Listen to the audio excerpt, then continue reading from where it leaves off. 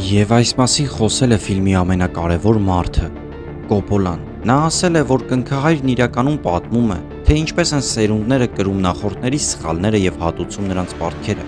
Եվ որքան էլ ասածս կզարմացնի շատերին, բայց այն պատմություն չէր մաֆիայի մասին։ Այն ավելի շատ դրանից փախուստի անհնարինության մասին էր։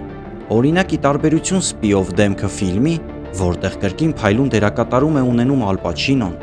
այդտեղ պատմությունը հստակ ցույց է տալիս, թե ինչպես է աղքատ մի երիտասարդ սկսում զրոյից ստեղծել մաֆիա, ինչպես է մտնում այդ կյանքի մեջ,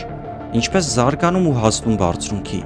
Սակայն կնքահոր պարագայում պատկերն այլ էր։ Մենք անընդհատ տեսնում ենք մաֆիան լքելու անհաջող փորձեր։ Նույն Վիտոն իր հայրական տունը լքել ու գաղթել էր նահանգներ մաֆիայից փախչելու արդյունքում։ Ֆիլմի սկզբում Մայքլն է խոսում մաֆիայից դուրս գալու եւ հեռու մնալու փորձի մասին։ Երբ ասում է սա իմ ընտանիքն է, Քեյ, բայց ես չեմ։ Это моя семья, Кей. Это не я.